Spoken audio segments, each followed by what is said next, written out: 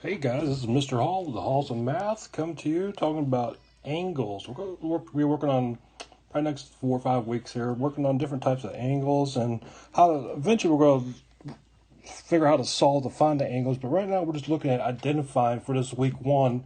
We're just going to look at identifying these type of angles.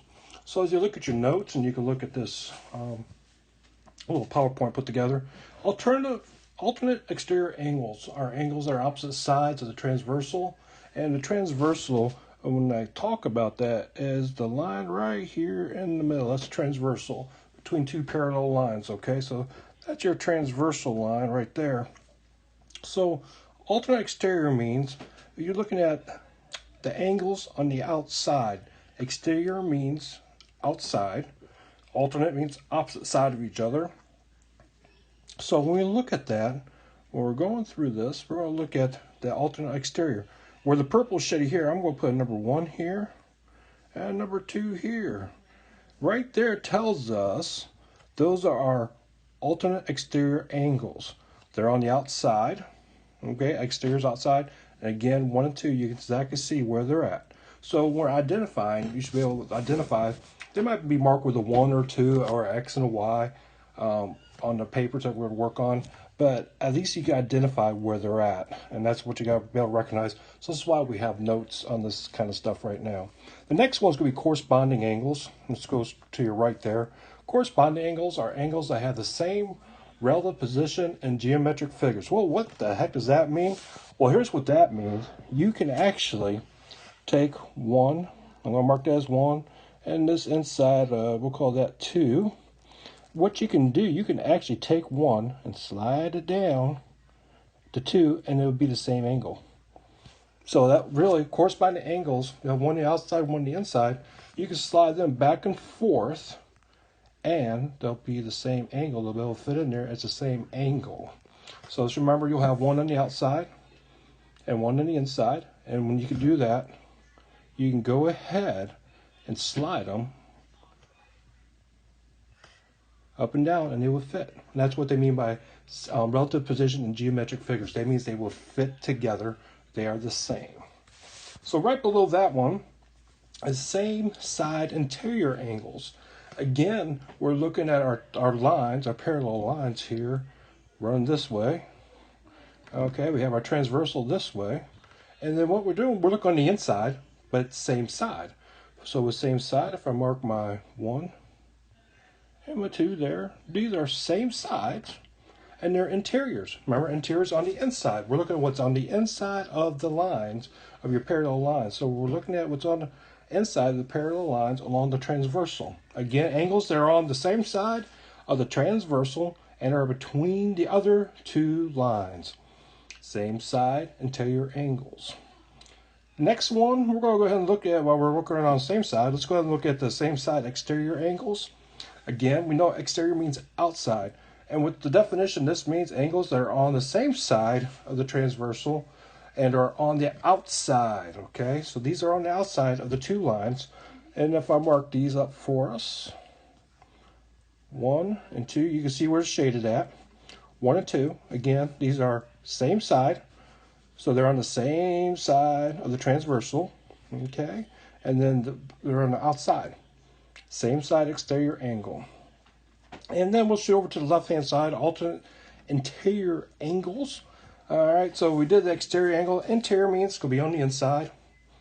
All right, so they're going to alternate. They're going to be on opposite sides of each other. So if we take a close look at this one here, and it's a real small picture, so I'm going to go ahead and draw my lines here.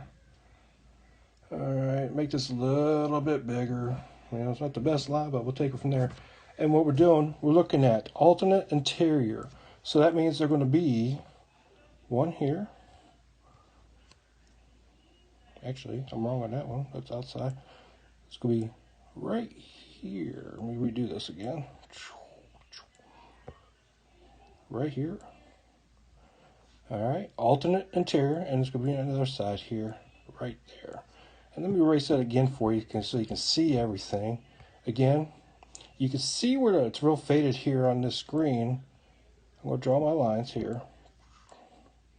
Draw my angles, my transversal.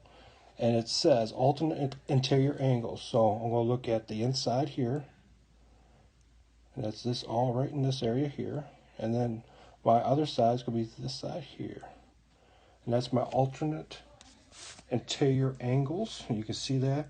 So 1 and 2, and they're both on the inside. Again, you have the notes there. You can always go back and look at it. I'm just trying to walk you through it a little bit. All right, now we're going to look at vertical angles and adjacent. I made a little mistake, a typo, but I can't change it. So if you look where I wrote in red, it says adjacent angle. That is adjacent. So when we look at, just look at the numbers. You see where the transversals cross each other. You'll have what they call a vertex. So it's right here in the middle. It's where lines come together, where they meet. So when you're looking at the vertical angles, so when you're looking at, they're actually just straight across. Vertical angles are just straight across from each other. So example 1 and 2 are vertical angles.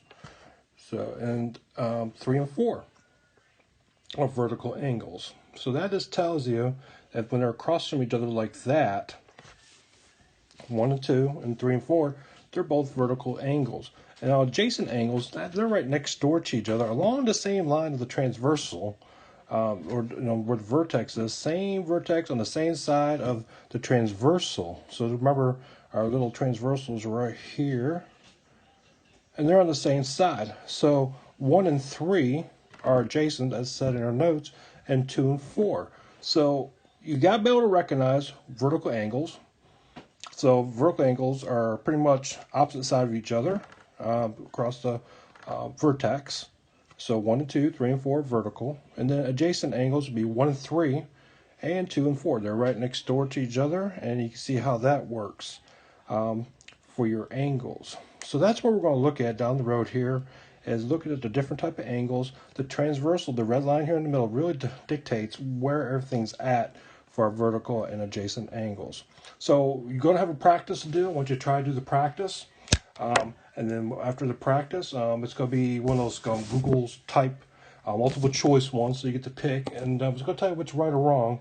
And then we'll come back together on the next day or so, and I'll put a Zoom together where we come back and we can talk about the angles and look at things like that. So hopefully we'll get the hang of this. And again, this is all new for everybody. And just hang in there. And I do appreciate everybody's time. Have a good day, and I'll talk to you later.